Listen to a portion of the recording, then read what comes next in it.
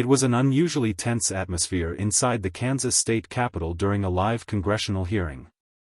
The air, already dry and thick with anticipation, seemed to hum with the weight of expectation. The hearing, which had stretched into its third hour, was on education policy, specifically, how to address disparities in school systems, with a focus on underserved districts. The panel had become increasingly personal, and emotions were beginning to flare. Karoline Leavitt, who had been somewhat quiet during much of the discussion, was growing visibly frustrated. A former television personality with a sharp tongue, she now served as a senior aide in the federal education reform efforts. Despite her polished exterior and strong opinions, the weight of the debate seemed to be wearing on her. Across from her sat Representative Jasmine Crockett, a black congresswoman with an unshakable presence. Jasmine had been silent for much of the segment, not out of lack of engagement, but because she was calculating her words carefully, as she often did. Karoline, on the other hand, couldn't quite conceal her agitation anymore. The exchange between the two had already been escalating. Jasmine had challenged Karoline's stance that schools in underserved districts simply weren't trying hard enough. "So, what you're suggesting," Jasmine asked, locking eyes with Karoline, "is that schools in underserved districts simply aren't trying hard enough?" Her voice was firm but controlled, cutting through the tension in the room. Karoline crossed her arms defensively and shifted uncomfortably in her seat. She barely hesitated before responding, "I'm saying standards have to be enforced across the board. No exceptions." It was a remark that, while focused on policy, carried a sense of dismissiveness, an implication that those in underserved communities just needed to try harder, without acknowledging the systemic barriers that made those standards harder to meet. Jasmine, remaining composed, responded calmly, but the board was never level. Her voice stayed steady, but the force of her words was clear. "We can't talk about fairness without addressing access. Context matters, so does history." Karoline scoffed audibly. She leaned forward slightly, not fully into the microphone but close enough that her words would bleed into the sound system. It was almost imperceptible, but loud enough for those listening closely to catch. "She should just go back to Africa," Karoline muttered, her tone bitter and dismissive. The room fell into an awkward silence. A cough from the back, a few shuffled papers. The sound of Karoline's comment didn't register right away, at least not fully. But to anyone who heard it, especially those familiar with the dynamics of race and racism, the words hit with the force of 1,000 unspoken grievances. A black intern, sitting near the media table, stiffened, his eyes widening. His gaze slowly turned toward Karoline, his face betraying the immediate shock and discomfort he felt. The mic was live.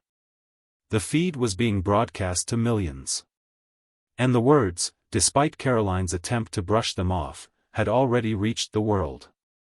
People, both in the room and online, were beginning to realize what had just happened. Those few words, "Go back to Africa," had become more than just a poorly chosen remark. They were a window into deeper issues of racial prejudice, of how those in power often dismiss the humanity of marginalized groups. Jasmine Crockett, however, didn't respond with fury or indignation. Instead, she remained composed, staring directly at Karoline. It was a look that said, "You think you hurt me? You've only shown the world who you are." Still, Jasmine said nothing. Her hands remained folded in her lap as she blinked slowly, waiting for the room to process the moment. The chair of the subcommittee, an older man from Idaho, awkwardly cleared his throat, trying to restore order. "Let's stay on topic, please," he muttered. Karoline, now visibly flustered, took a sip of her water, as if nothing had happened. But her ears were red, and she knew that the mic had picked up her comment. Her team, watching the broadcast in the wings, knew that the damage was done. The clip was already being shared online, captioned and analyzed. Jasmine, meanwhile, looked back down at her notepad, making a single note and allowing the session to continue as if nothing had happened. The aftermath of the incident was swift and brutal. Within minutes, Karoline's team was scrambling to figure out how to spin the situation. Her aide, Brian, a younger staffer in a charcoal suit, walked quickly beside her as they left the hearing room, trying to shield her from the growing number of cameras outside. "We've got to say it was misheard," Brian whispered urgently, sensing the seriousness of the situation. Karoline, trying to maintain composure, responded, "I mumbled. No one knows what I said for sure." Her voice was firm, but there was an underlying note of panic. She knew what she'd said. It had been captured too clearly for anyone to deny.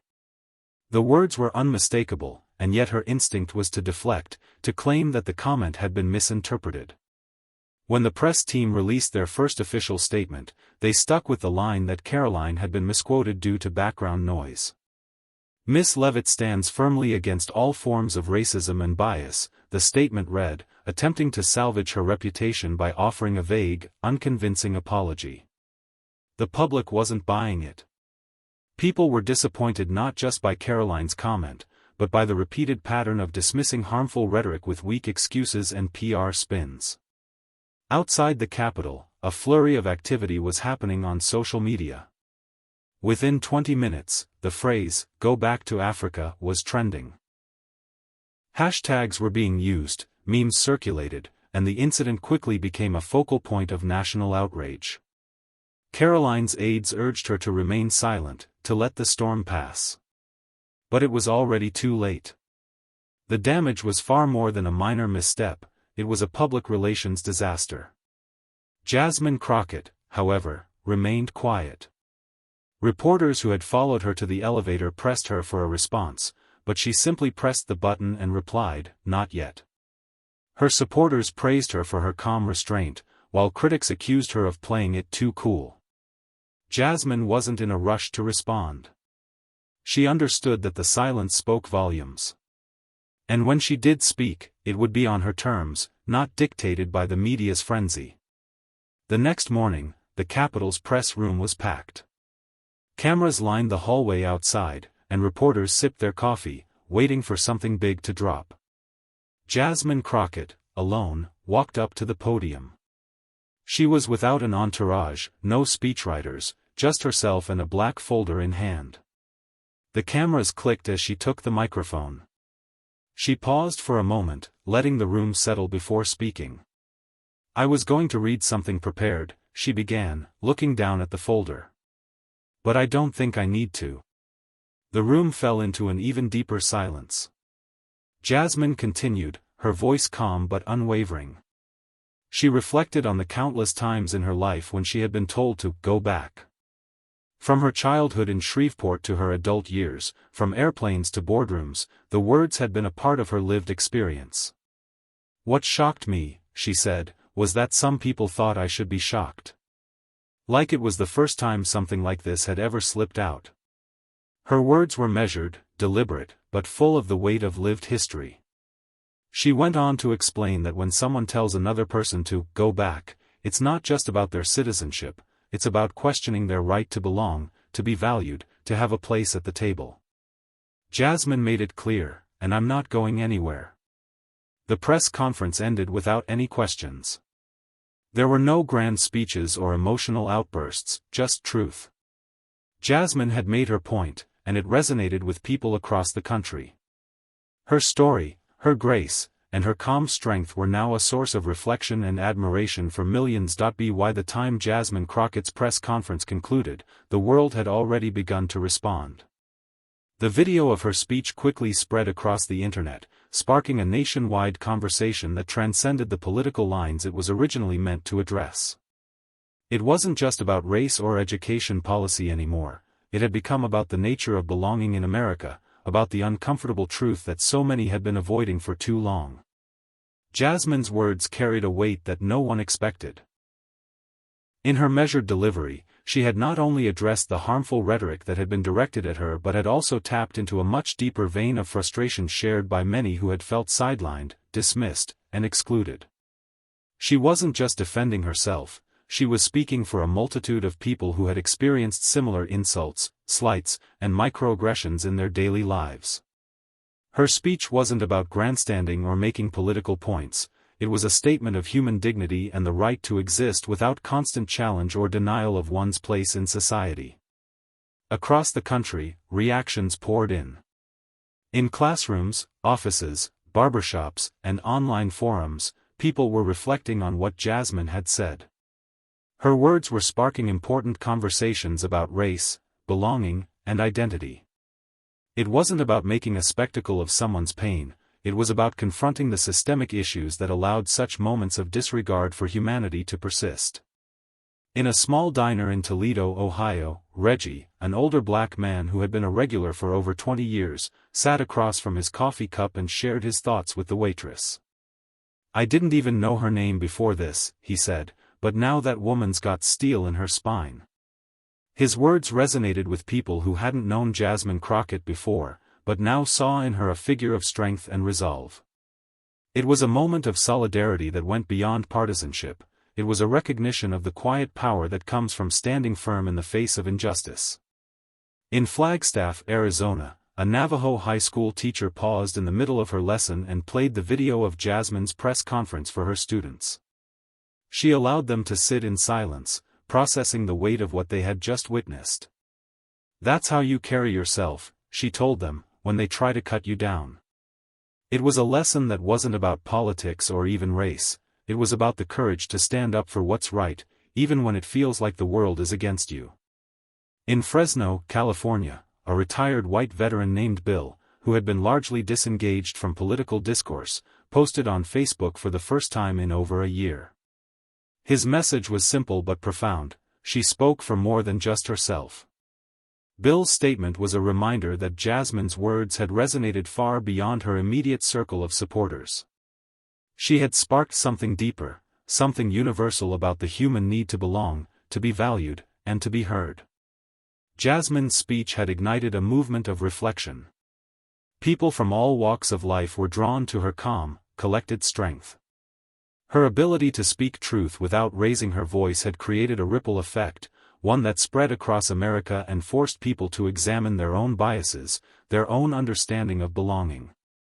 The conversation wasn't just about one individual, it was about the broader cultural reckoning that had been long overdue.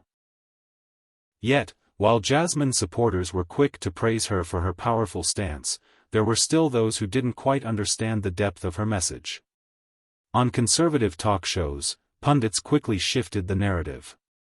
One radio host in Des Moines argued that Jasmine's response was part of a victimhood culture, an attempt to manipulate the situation and divide the country further. For some, this was just another political skirmish, another battle in the ongoing culture wars. But for others, it was a wake-up call, a reminder that words have power, and that power can either build or destroy. Meanwhile, Karoline Leavitt's team was working overtime to control the fallout. In the days following the incident, Karoline remained silent, retreating from public view.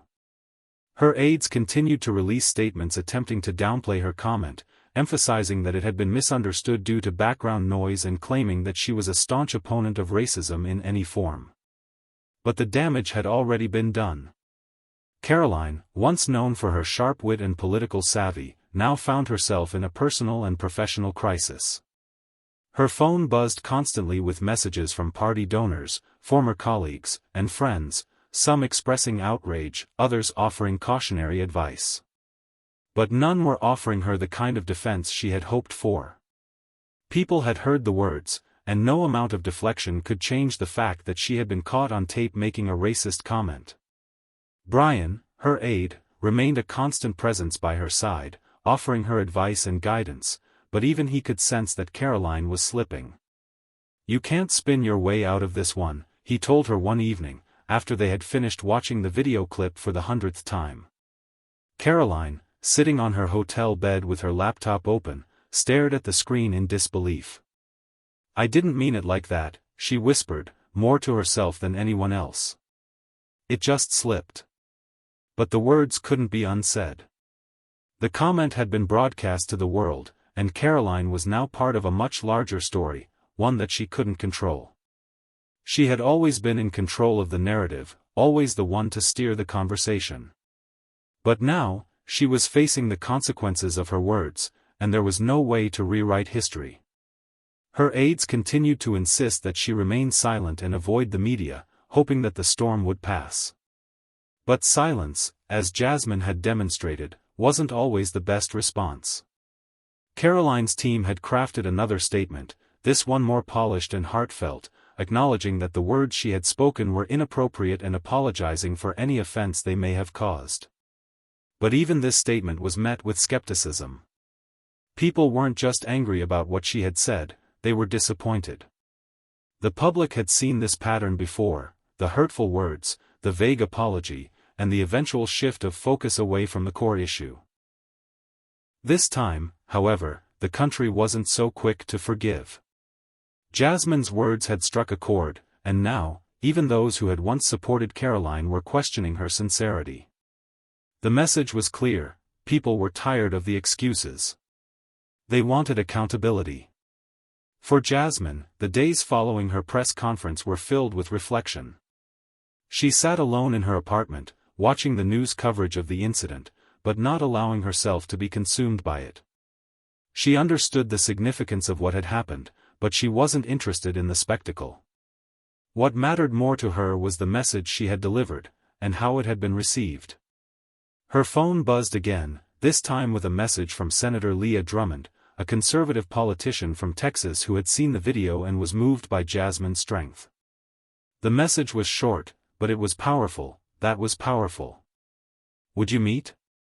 Jasmine stared at the screen, not out of surprise, but because she knew that this moment had shifted something deeper. People were listening now, and those who had never paid attention to her before were now asking to sit down with her. The realization hit her hard, her words had shaken the status quo, and now, the people who had once dismissed her were seeking her insight. But even as her career seemed to be on the rise, Jasmine knew that the battle was far from over. She wasn't looking for fame or accolades, she was looking for lasting change, for real conversations about belonging, about race, and about how to create a more inclusive America. It was a long road ahead, and Jasmine was ready for it.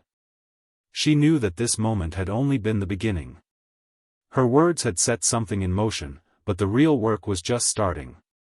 The silence after the storm had given her strength, but it also gave her clarity. The country was ready for a conversation about identity, belonging, and the ways in which we treat each other. And she, Jasmine Crockett, was determined to lead that conversation. As the media storm slowly began to dissipate, the reverberations of what had happened inside the Kansas state capitol continued to echo in both political circles and in the hearts of everyday people. The public had seen the clip, dissected it, and shared their thoughts on it, but it was clear that for both Jasmine and Karoline, the true work had only just begun. Jasmine Crockett's powerful statement in the aftermath of Karoline Leavitt's controversial comment had not only put a spotlight on the deeper issues of race, identity, and belonging in America, but it had also shifted the conversation around how public figures handle mistakes and confront prejudices. Her grace under pressure had earned her admiration from across the political spectrum. People were drawn to her ability to remain calm, to speak with truth and clarity without descending into bitterness or rage. Jasmine had set the tone for how to confront the ugliness of racism without perpetuating it with more anger. By contrast, Karoline Leavitt, who had always been quick with a rebuttal, found herself trapped in the aftermath of her own words. The initial silence that followed the release of the clip had been a calculated move by her team to prevent further damage, but it was also a sign of Karoline's discomfort. She wasn't accustomed to not controlling the narrative. The words she had muttered in a moment of frustration had now placed her in a position where the public wasn't just questioning her actions, they were scrutinizing the culture that allowed her to make such a comment in the first place. As the days passed, the criticism of Karoline grew louder. People wanted more than a mere apology. They wanted accountability. They wanted her to confront the systemic racism that had led to such an outburst. But Karoline was still struggling with the weight of her mistake. The PR team had done everything they could, crafted polished statements, organized interviews, and issued apologies. But the public saw through it all. They weren't interested in her words anymore, they wanted to see her take meaningful action. As the days passed, the criticism of Karoline grew louder. People wanted more than a mere apology. They wanted accountability. They wanted her to confront the systemic racism that had led to such an outburst. But Karoline was still struggling with the weight of her mistake.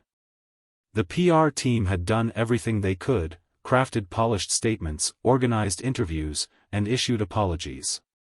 But the public saw through it all.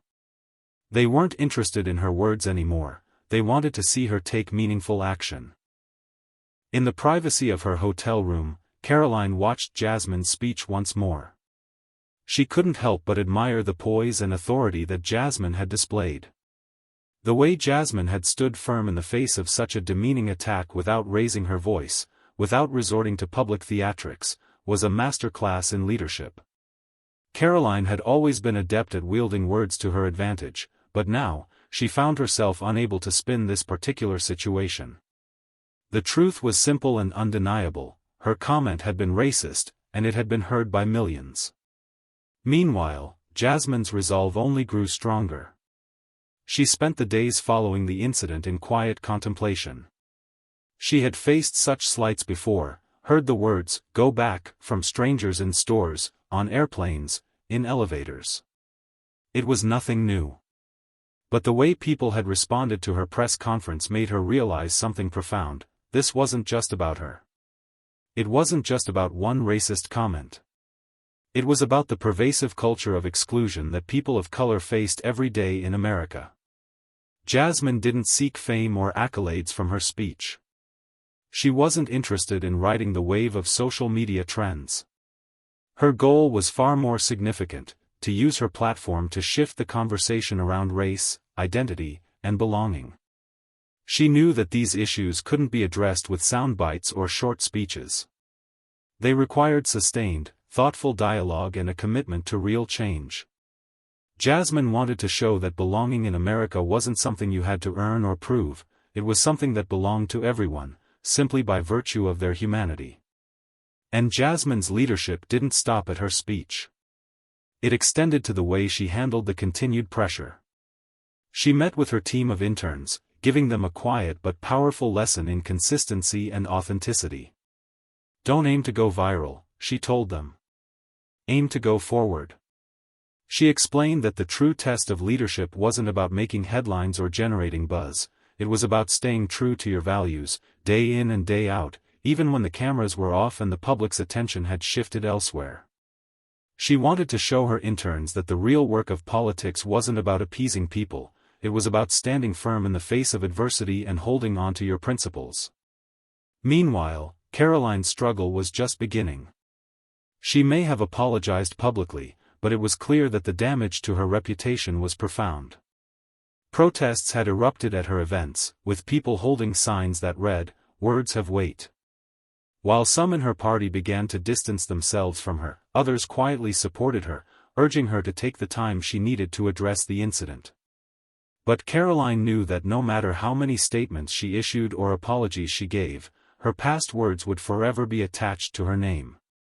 In private meetings, Karoline began to listen more than she spoke.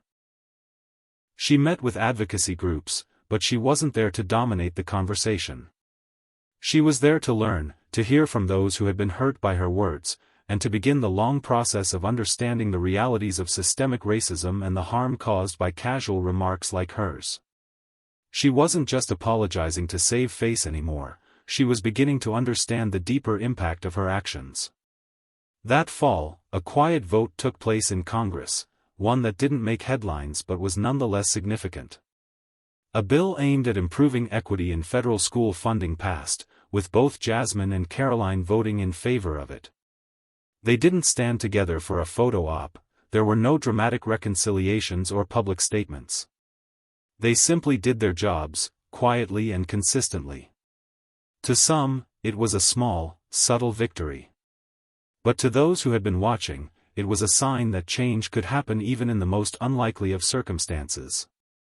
Jasmine, for her part, remained focused on her long-term goals. She didn't need the validation of a public apology or grand gesture. She had made her point in that quiet, powerful press conference. She had shown that strength didn't have to be loud to be effective, and that truth had its own power. What mattered more to her now was the impact she was having behind the scenes, the interns who were learning from her, the young staffers who were flocking to her for guidance, and the constituents who felt empowered by her leadership. And so, life went on in the capital, and the media cycle moved on to the next scandal. But for Jasmine Crockett and Karoline Leavitt, the incident had changed them in profound ways.